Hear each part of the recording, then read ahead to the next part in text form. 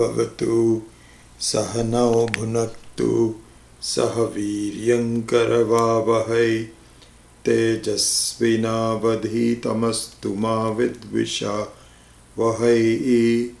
Om Shanti Shanti Shanti. Verse number 1 and 5, and then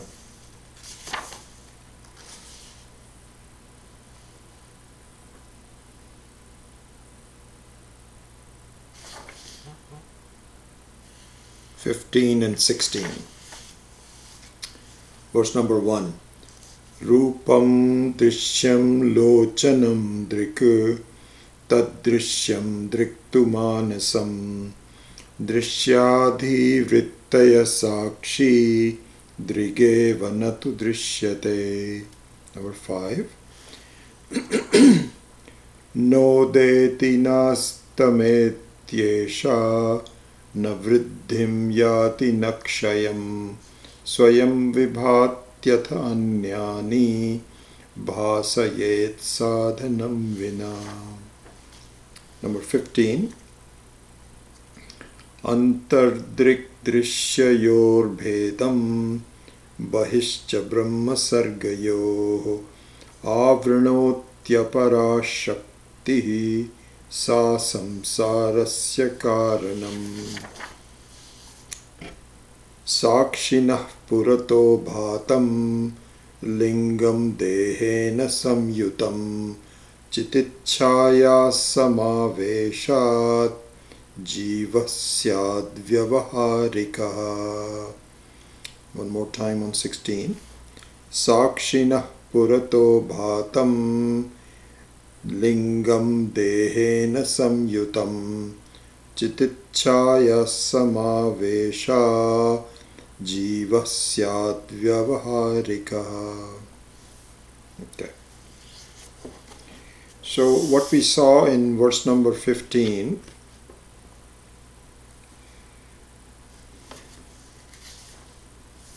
last time,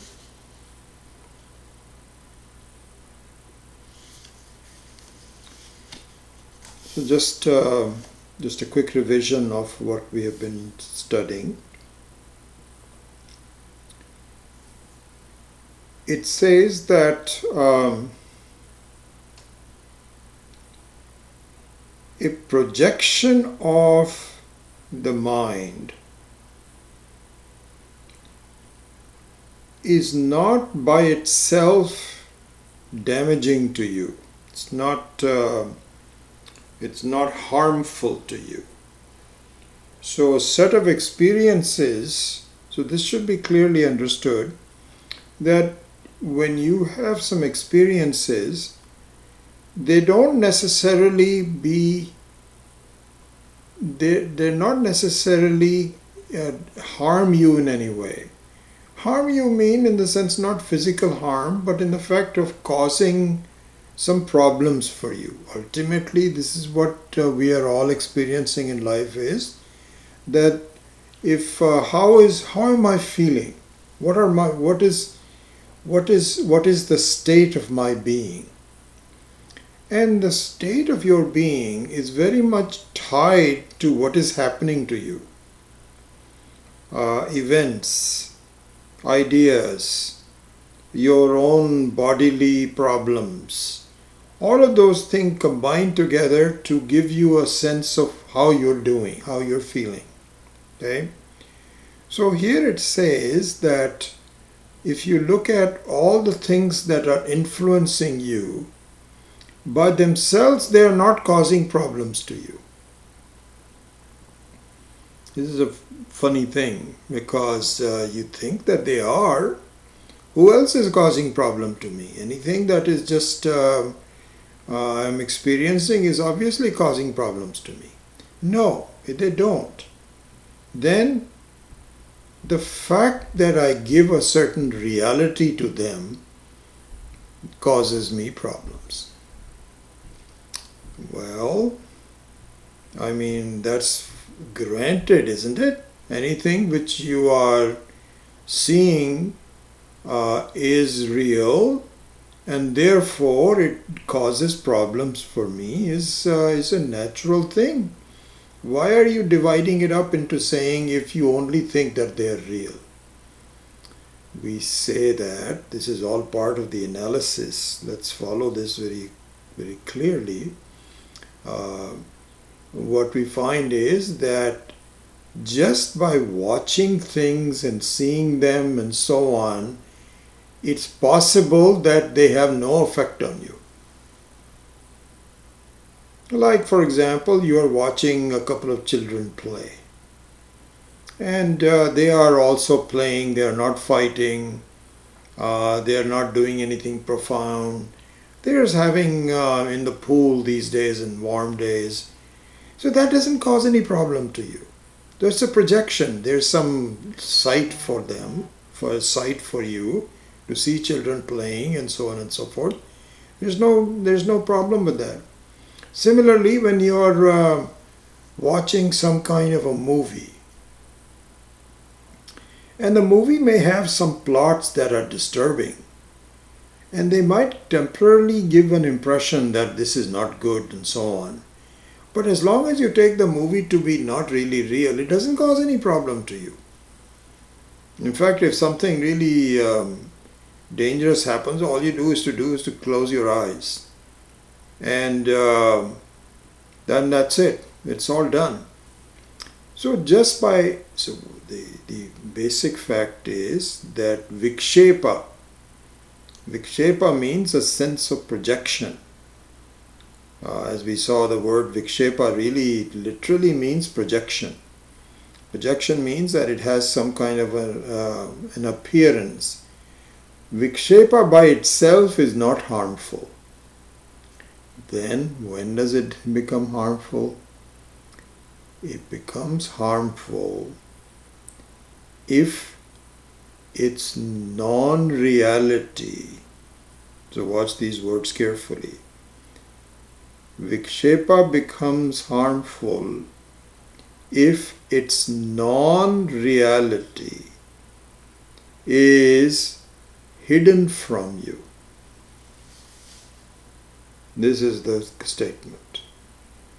If the fact that it is not real, so this presupposes, this is how we learn Vedanta. It presupposes that all projections by nature are not real. What do you mean by they are not real? Because they are not as real as you are. They have some kind of a transactional reality, and we are going to go into this, the reality of the jiva, on verse number 16. So I'm just leading up to it. But the basic premise is that by nature, all experiences are not as real as you are. So when you say not as real as you are, what does it mean? It means that you are at a higher protected level than your experiences. Just like a movie is not as real as you are.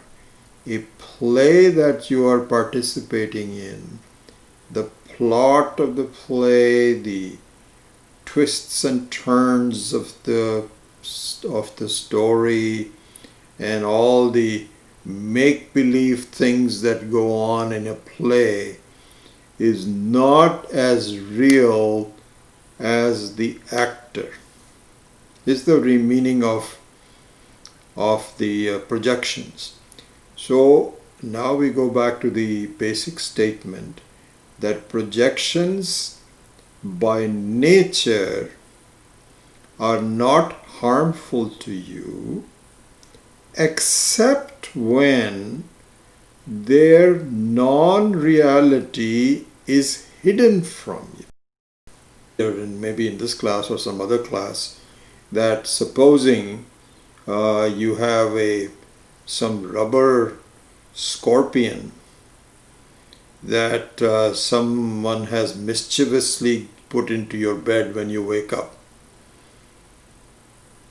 So, of course, for those of us that have some knowledge of scorpions, if it is a child is not going to be afraid of this funny black rubber thing in next to it. Because, you know why? Because the child doesn't know that this is a possible scorpion. Doesn't know it, so it just takes it and holds it in the hand. But if there is an adult that is familiar with how painful the sting of a scorpion is, which can even kill you, then if you find something like a scorpion in your bed, you become very afraid. You just throw away everything and you want to get away as far as possible. In that experience, what is happening is that the non-reality of the scorpion is hidden from you. The fact that this is just a rubber scorpion with your darling boy or a daughter, son or a daughter, watching you from the other side of the door, giggling to themselves, and oh wonderful, my mom and dad, see how they got scared. Then you feel like giving them a complete slap, but you just hold back and saying, don't you ever do this to me again. That's all. But anyway, you don't realize that this is not real. And so therefore, but if you were to realize that it is, supposing they do this again the next day, now you know that there's no scorpions in this house. This is on the second story of a condominium. No possibility of a scorpion. So this must be unreal. You're not afraid. Very similarly to this is the situation. And really speaking, the whole set of experiences in our life is like a rubber scorpion. But we don't know that. We think it's a real scorpion. So therefore we are affected. Somebody says something to you which is disparaging, you cannot stand it. How can you say that about me? That's ridiculous. You have a wrong impression, so I'm upset. I want people to respect me in a certain way. Wrong. It's all a scorpion, scorpion, scorpion. And so this is what verse number 15 is saying, that really speaking, let's see, look at number 15 for a minute.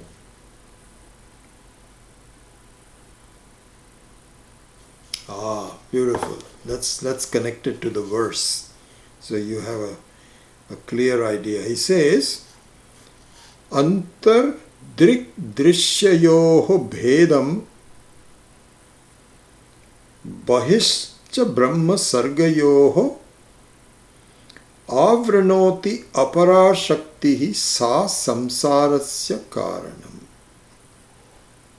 So first of all, let's start with Samsarasya Karanam. So Samsarasya Karanam means the reason for your problems in life. That life is a problem of any kind. Not a whole thing is a problem, but it's a continuous unfolding of some problem or the other. And I am not able to see the end of it. How am I going to get myself free of all these problems? That is what's called samsara. The reason for that samsara is avranoti apara shakti. So there is a certain power which is the Maya Shakti, which hides the fact that this is not real. This is what the verse is saying.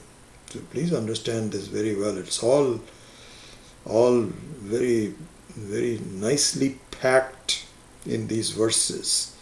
And later on, if you were to revise it at your own leisure, you will find that it's all there. So what it's saying is that so the second line first, avranoti apara shaktihi, this is the cause of the problems of your life. And what does it hide? Antar Drg Drsyoho bhedam bahischa brahma sargayoho. So he says that there is, you see, so for example, our classical example of a electricity going through an appliance. So the electricity going through the appliance really doesn't change the appliance per se. It just makes it behave differently. So there is maybe some effect of that. But certainly the appliance does not have any effect on the electricity. So this is called the bhedam. Bhedam means the very difference between electricity and appliance. And here between Drg and Drsya, between the seer and the seen, that is the basic topic of the whole text, Drg Drsya Viveka. So it hides it. It makes them look like a single entity.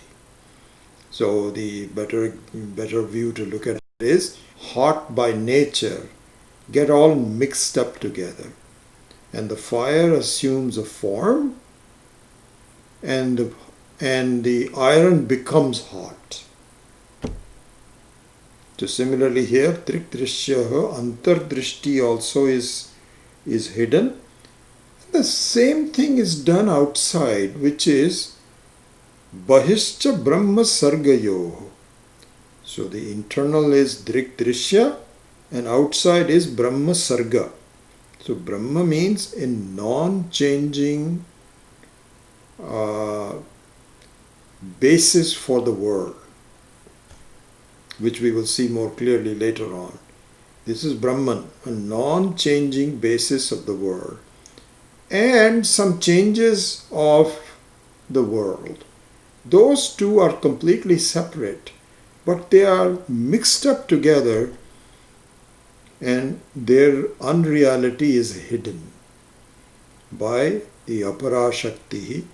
This is the cause of the problems in life. So what it means is that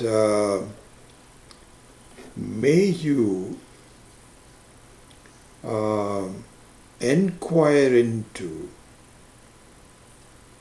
this basic aspect of it in order to solve the problems of your life. Don't wrestle with the world. It is too big. It will devour you. It's not possible for you to overcome the power of the world. All you can do is to see, is this real or not? And it isn't. That's the truth. So follow the truth, trust the truth, and work on it. So this is what Bhagavad Gita also says. These are all consistent texts really. So there he says, Ishvara says, listen please, the way the world works. And what that means is that you feel alone. You don't even know if there is a God. And if there is a God, then what is the relationship with me with the God? Is he helping me or not? And the world is out to get you. And so this is the situation. So Ishvara says, listen, here's what we need to do. First of all, you need to know that I am around. How you need to know that is up to you, because Vedas say this very clearly, and even other religions also say that there is a God, and you have to really now at least develop a certain trust that the presence of God is there. So this is the first step. Then in the Vedantic study, the first step is you live in harmony with the world with a presupposition of the presence of God. This is the first step. Then the second and the final step, you want to just collapse it in only 2 steps. There are actually more than that, but suppose you want to collapse it in 2 steps. The second step is that there is a teaching that Ishvara, the God, is nothing but you alone, is the very basis of you. It has some transactional reality, as we will see in the next verse, but not a real reality. Just like, for example, yes, it is possible for a rubber scorpion to scare you. There is a transactional reality. But once you find out that it is not real, you're okay. So similarly here also, Bhagavad Gita says, first through Karma Yoga and through Upasana Yoga, you understand that there is a structure around the world and it is working well. There is karma and karma phala, and please live within that and study, understand. Then comes Jnana Yoga, where you are told, and you have to understand this, that you are actually at a higher level of reality and you're okay. You don't need to really worry about it. The whole thing is just a show, a magic show.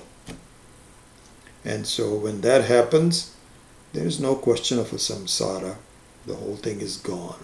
It looks like a play. So this is the essence of the verse number 15.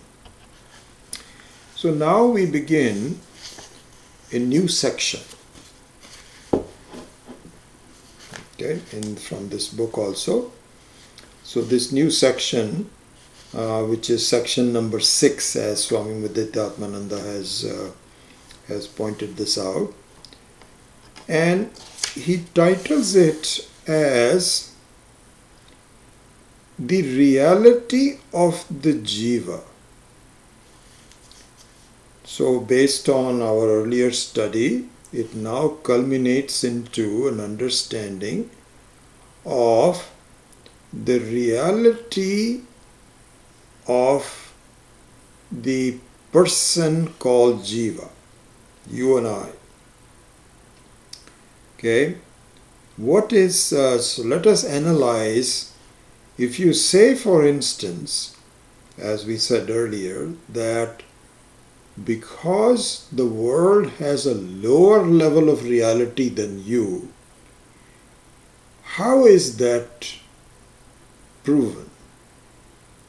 What's the truth in it? What's the reality of that comparative reality?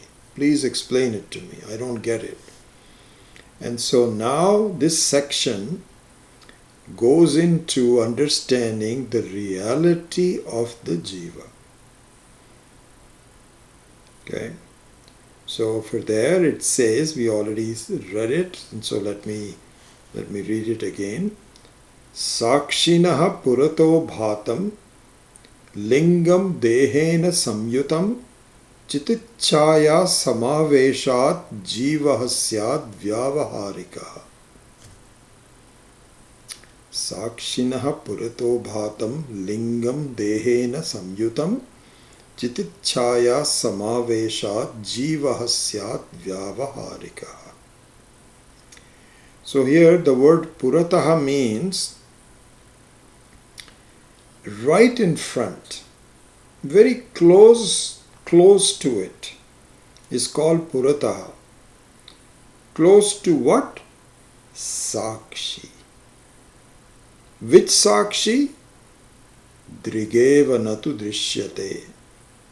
And the very first verse itself, Rupam Drik Swarupam, Rupam Drishyam, Lochanam Drik, Tad Drishyam Driktu Manasam, Drishyaha dhivrittayah sakshi Drigeva. So Drigeva means because all the other things in your paraphernalia, like eyes and ears and so on, they act as a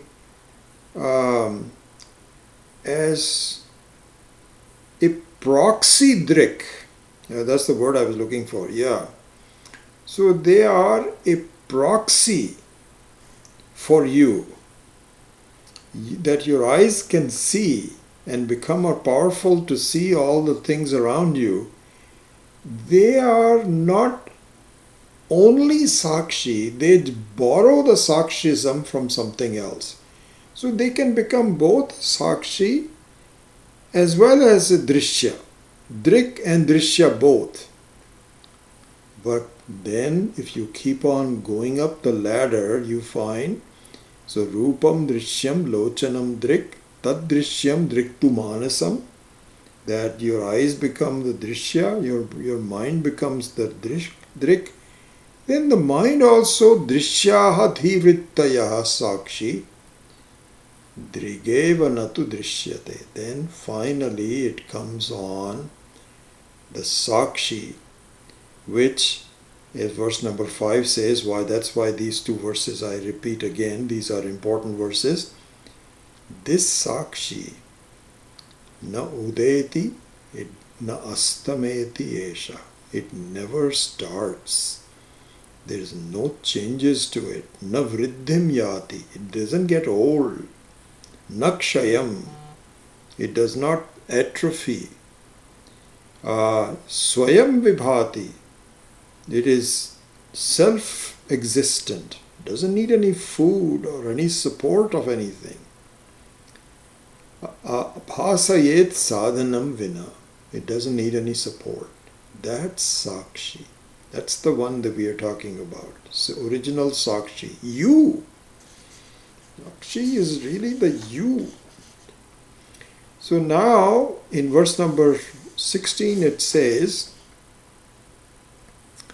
Sakshinaha purato bhatam.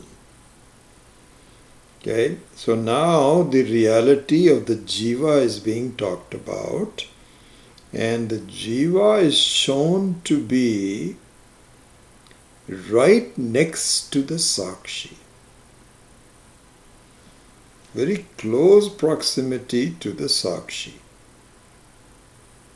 Okay, then what happens is, you see, the sakshi is not an appliance. Sakshi is not an appliance because the sakshi is the electricity. And the electricity by itself cannot transact with things. We've already seen this, but I want to bring this in as a confirmation of this analysis. So the electricity by itself cannot heat or cool. Today in the Bay Area, tomorrow actually it's supposed to be a very hot day. Very hot day. So they're requesting that all the air conditioners be, because they might have power. Air conditioner by itself cannot cool. What cools is the electricity flowing through an appliance called the air conditioner. So similarly, the sakshi, which is you, as we will see this more clearly later, does not transact with the world. It cannot.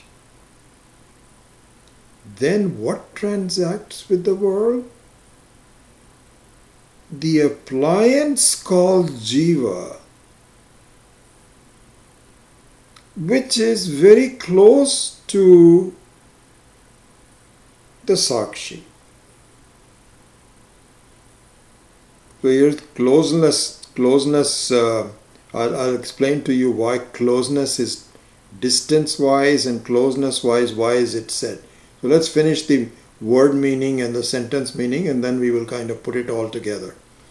Okay, so it's kind of like, and I think Swami Viditatmananda also has explained this very well, that for instance, you have in an appliance like an air conditioner, you have a motor. And the motor is a very sophisticated electrical gadget that is meant to be very sensitive to current flowing through it, and by its converts the energy of the current into electrical impulses that can drive the motor of the air conditioner. And the motor in turn changes the blades that are rotating. So in that sense, here is the comparison. So look at this example. You have electricity. Then you have a motor in an air conditioner. And then you have the blades of the fan that are rotating and creating a flow of air. Okay, these are the three stages. For us, what is happening is Sakshi is the Chit Swarupam, which is electricity which has no form. Okay? Next to it is the Linga Deham, which is called the Sukshma Sharira, the subtle body. The subtle body is like the motor of the air conditioner. And why is the subtle body necessary? Because the electricity has to be converted into an appliance. By itself, electricity cannot cool, but it working through the appliance, it is making things now cool. And so the first thing it has to do is to be able to power the motor. That motor for you and I is the subtle body. Subtle body means there's very clear examples of that. Is all the way the physiological aspects of the body, pranaha, all the life-giving force, all the things happening inside the body, the mind. All of this is the subtle body. So this is what it is saying. Sakshinaha purato bhatam lingam dehena samyutam. Then the next thing that happens is that the linga sharira comes in contact with sthula sharira. Sthula sharira means the gross body. Linga sharira means the subtle body. So first you have the sakshi. Next to that is the subtle body. Next to that is the gross body. So gradually one touches the other. And now the whole functional air conditioner, or in our case the human body, is functioning properly. So we find that the reality of the jiva can now be discussed very clearly with this analogy, which is the first line, Sakshinaha purato bhatam lingam dehena samyutam. Okay? Then the second line says, as a result of this, chitit chaya. So chaya here means the reflection of the chit. So reflection of the chit. Reflection of the chit meanings that just like you have, well, let's look at this. We went through this analysis, and let me explain this a little bit better with an example. Okay, we went through this meditation, a little bit more detailed meditation on the first class. So let me bring one aspect of that meditation into this example. Okay, to explain Chitit Chaya. Chaya here means a reflection. Chaya actually means a shadow. The literal meaning of Chaya is a shadow, but here it really is extended to mean a reflection. So what do you mean by it? One is when you have the fire and you have the iron ball closely in touch with the fire, then what happens is the fire, and you keep it there for a while, the fire transfers its heat into the iron ball. And in fact, you can now take, for you and I, there is a more close example to where we are. And let's look into that. If you look at your eyes of this eye, which has been very carefully designed by Ishvara to be a camera that can see. In fact, it gets two cameras. It's a dual camera. And the dual camera is to get the depth perception of what you are seeing. Otherwise, you can just close one eye and you'll still see some things around, but you won't have the depth perception. If you wanted a depth perception, then you have to get two of them. Anyway, it's a very sophisticated camera. And the golaka, what is called golaka, meaning that just this eyeball, this whole mechanism, by itself is designed to be able to see various forms. But it cannot see by itself unless your consciousness is reflected in it. Isn't it? Why isn't it? Why can't we say, why is it, isn't it? Because you cannot get this eyeball separate from you. And it cannot consciously see things.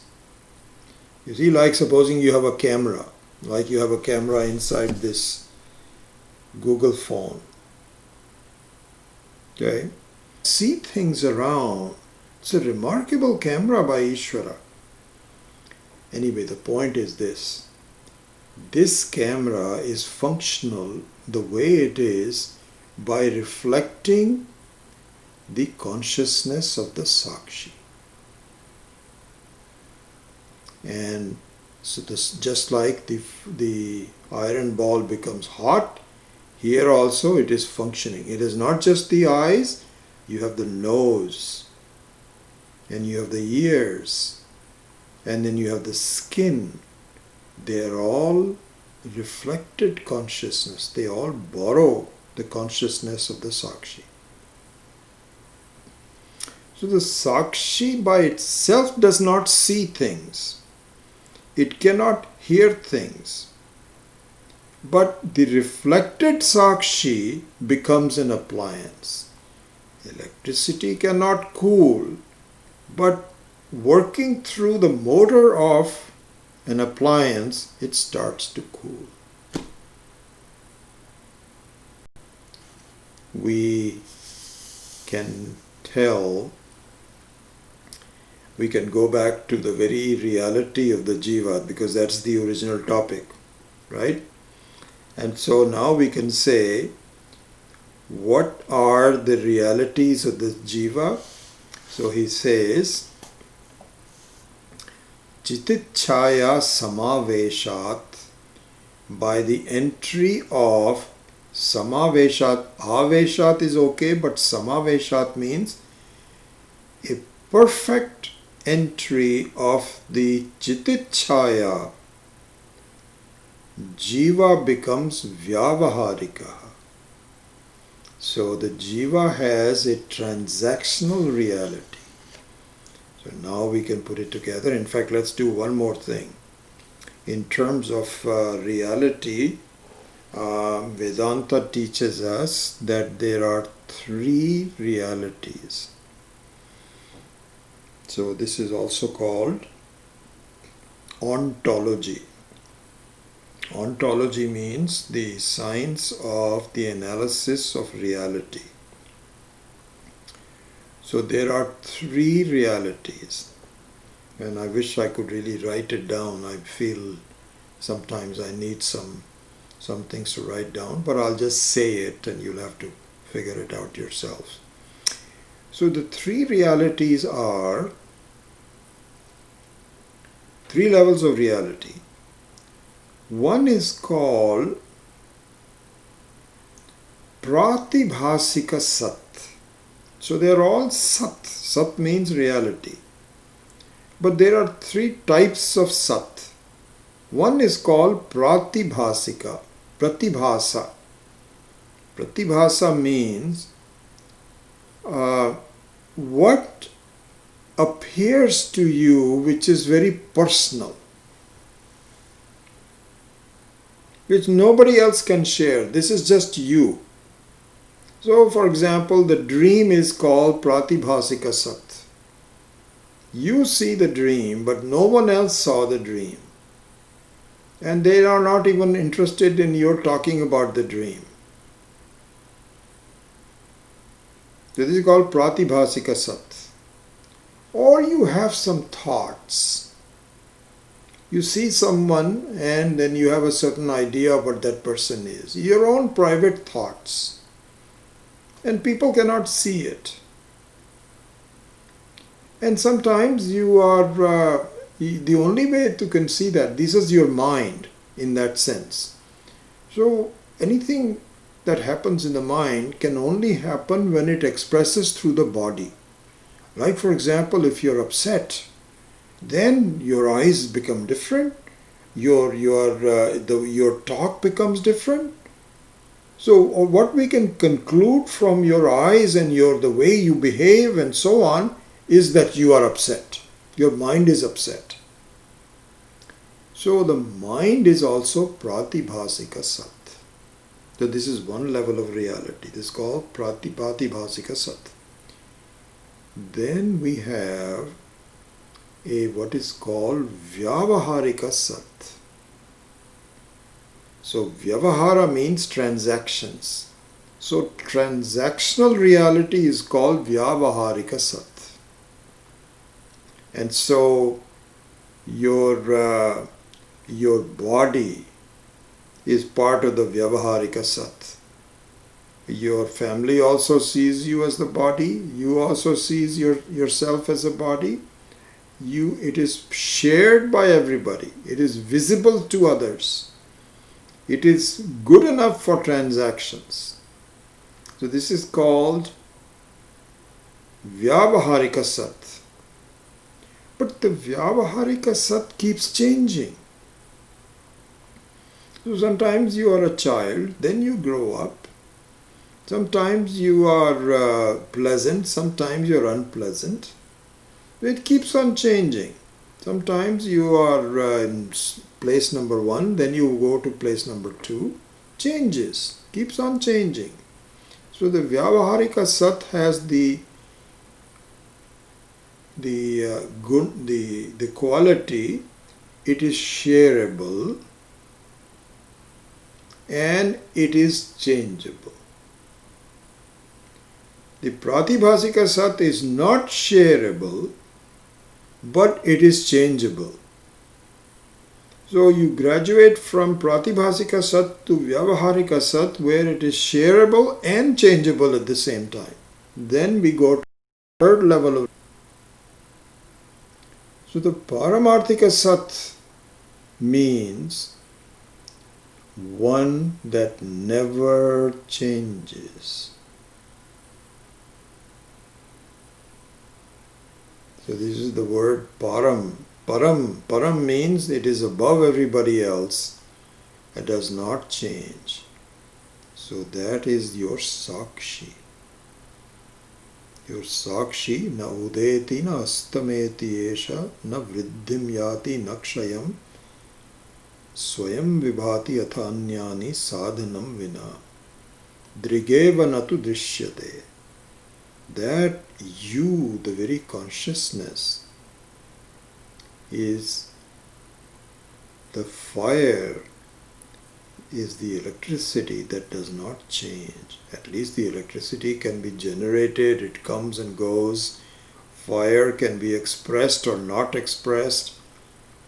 But this consciousness, I, awareness, which is in the form of Satyam Jnanam Anantam. I am aware, and there's no limits to me. This is what is called Paramarthika Sat. Paramarthika Sat. So we have these three levels of reality. This being the case, what is the reality of the jiva? This is what we set out to inquire. Where does the jiva fit into this three levels of reality? Pratibhasika Sat, Vyavaharika Sat, Paramarthika Sat. These are the three possibilities of Sat. Where does the jiva lie into these? Because it has to be something or the other. The jiva is the middle one. Vyavaharika Sat. It does not have Paramarthika Sat. The jiva, the essence of the jiva is the Paramarthika Sat. But we're not talking about the essence of the jiva. We're just talking about jiva as it is, just like the normal things. Who am I? Who am I? What am I? And so then you can describe it, if we were to interview each one of you and say, please tell me about yourself.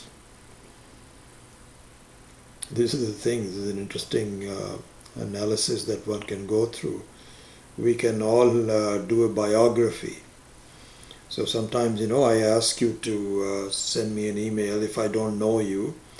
Please tell me about yourself. And I cannot do that and I won't do that. But if I say, tell me everything about yourself, neither you have the time nor do I have the time. So happily we can just do a few things, how old are you, where do you live, a few things. We have an infinite number of things that we can talk about. Okay? So now we can say, this is when I was born, and then I got this education, and now I have two brothers, one sister, and I'm married. Like that you can just say all these kinds of things, right? And I say, or you, okay, are you done? So supposing I were to ask a complete inventory of who you are, even if we have infinite amount of time, we say, I'm willing, just tell me about everything. Then you say, okay, oh, then I have so many cousins, and I have this, all you can say. So then I say, is that it? Are you done? And you say, yep, this is all I can think of. These are the people I knew, these are what the degrees I've had, these are the triumphs, these are the disappointments, this is my history, my future, I don't know. So anyway, you can give everything. Then I say, is this it? You're done? He says, yeah, I'm done. Haven't you left out something very important? And you say, no. I think I've given you everything that I know. That you are conscious. Why didn't you tell me that? Oh, what is there to tell about consciousness? It's, of course, yeah, but then I didn't think that was all that important. It turns out that is the only important thing, because that is you, and you don't know it.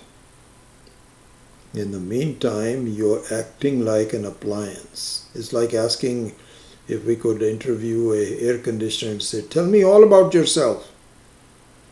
It says, oh, I've got so much. This is exactly what happens. I just got an air purifier because there was so much smoke and I'm kind of asthmatic. So I decided I'm going to get an air purifier for the room. And so I have to shop for the real, something that suits me. I had to measure my bedroom and figure out how big a one I need. And so I had to shop around. And you go to Yelp and all of these recommended places. So it gives you a spec sheet on what it can do, what the price is and what the capacity is and what are some of the features and all of that. And then I can ask the air purifier, you're not talking about electricity? He says, no, of course I am useless without being plugged in. Well, you didn't tell me that. He said, well, that's obvious, isn't it? So similarly, we are all an appliance. We're all an appliance. And then we have the Paramarthika Sat, which is that I am the very unchanging entity that powers the rest of my body. So this is what it says, Sakshinaha what is it? Purataha bhati. Purato bhati. So purataha bhati. Sakshinaha, so that is just the Sandhi rules. Sakshinaha purato bhatam lingam dehena samyutam chititchaya samaveshat jivaha syat vyavaharikaha. So there it says that it by itself, that the jiva is vyavaharika sat, not paramarthika sat. And in some ways, this is the thing, this is how it progresses, that the jiva has a limited identification. This is me. I am different from others. And I am going through life. This is me. And we ask, are you sure this is you? Yes. What do you mean? Is there any doubt about it? What about you? Don't you think you are the me? And I said, please don't bring me into it. I don't want to brag. I can't say whether I am limited or not. That's a separate thing altogether. But I'm just talking about you. Yeah. Like everybody else, I'm also this is me. Vedanta says, you are not me. You are just an appliance that appears to be there. But in fact, you are the Paramarthika Sat. You are not the Vyavaharika Sat. There is yes, there is a transactional reality, but that is just the way you function. But behind that there is a Paramarthika Sat that you really are, which is unchanging. And we tell you, no, you are not the room space, you are space. And you say, I don't understand that. Because space has no reality. Where is the space? I can understand I'm a room space because I need to have some kind of a identity. I am this room. I am not the living room. I am not the kitchen. I am this broadcast room from where I am broadcasting. This I understand. So we are telling him, listen, we know that. We know that. I understand what you're saying. But the point is, what are your aspirations? Don't you have some problems? And he says, yes, I have some problems. I would rather be a bigger room. I'm a little bit too small. And also, I'm not in the best part of the home. I don't get lighted very well. Yeah, I've got my own problems, but I'm working on it. Maybe somebody will make me bigger and so on. Say, my dear room space, don't you know that you are? So here the roomness is called transactional reality, Vyavaharika Sat. And the reality of the room is the space, which is Paramarthika Sat. So we said, don't you know that you are the very unlimited space? And for a long time, the person says, I don't get it. I don't understand what you're talking about space. Am I like the hall space that can accommodate 200 people? I'm a smaller version of that. So we said, no, you are not like the hall space. You are space.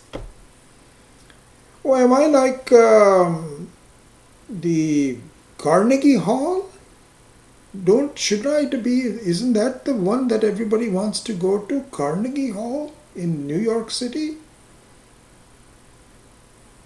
Oh, these days, these football stadiums enclosed. The Oakland Raiders have now become Las Vegas Raiders. And they have an enclosed dome. Huge, beautiful dome. Are you talking about that? So really speaking, all the Jivatma, the Paramarthika Sat is, I am Paramatma. And you are Paramatma. There is no difference between Ishvara and you. No difference whatsoever. But I don't understand. I don't follow that. No. Don't talk to me about these. This is blasphemous. So we say the space is nothing but you, the room space. No, that's blasphemous. That's a separate thing. I am just be myself.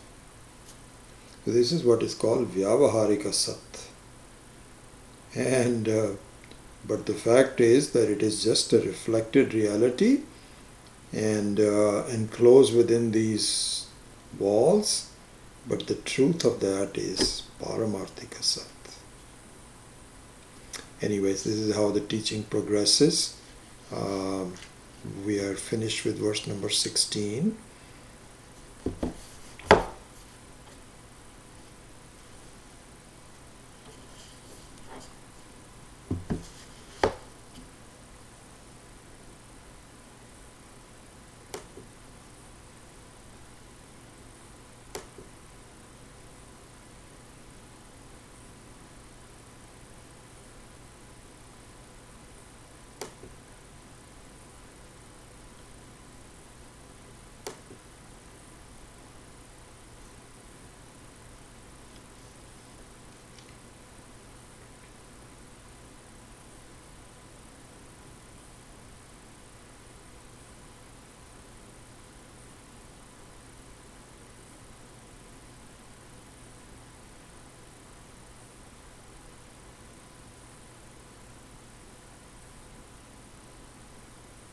Kirsten, you're watching both the classes. Wow. A lot of people have done that. That's wonderful. I don't know how. That's a long time for you to listen, but Shanti Kumar also from India. Of course, Lychee and others.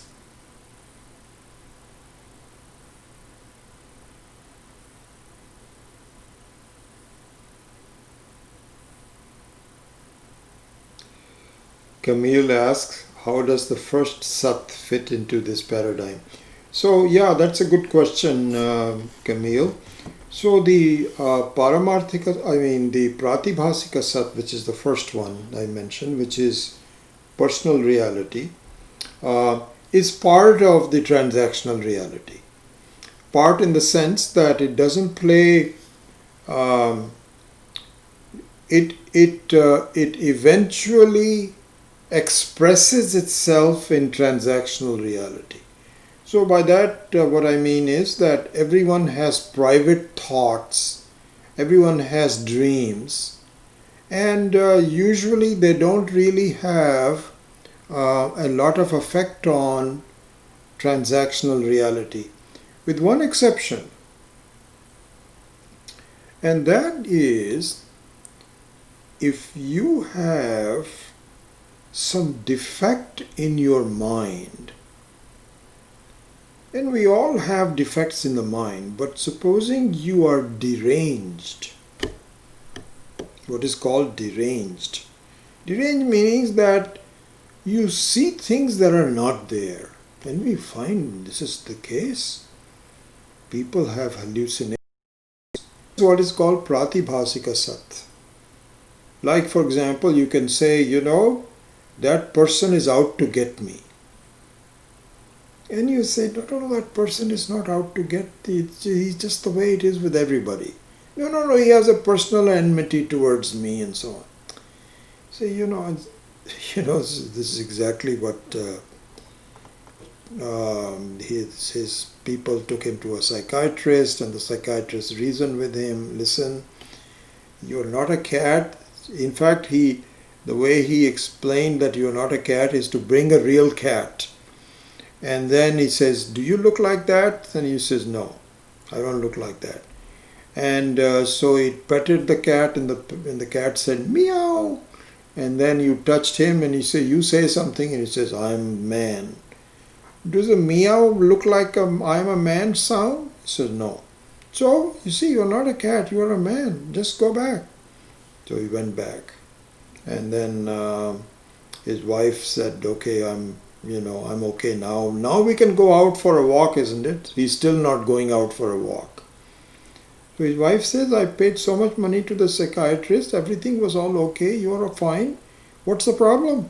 He says, you know what? I know I'm not a cat, but the dogs may not know that I'm a cat. I'm not a cat. The dogs may not know that I'm not a cat. They might still attack me. So this is what is called Pratibhasika Sat. You have a deranged mind, and you may affect your transaction, but generally speaking, it has no effect on it. So that's all part of that.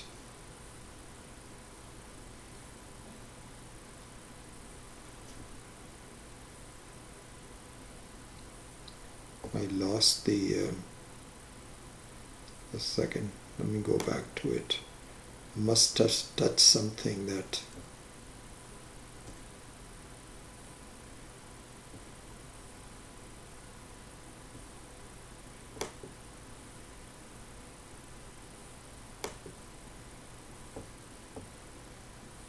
yeah, now I'm back.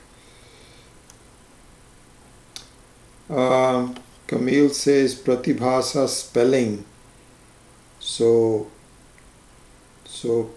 Pratibhasa is correct, you've said it. Bhasa, not bhasa, but Pratibhasa. And then the quality of Pratibhasa means appearance. It's called Pratibhasa. And pratibhasika means one that just has an appearance, that's all. I'll have to use some Sanskrit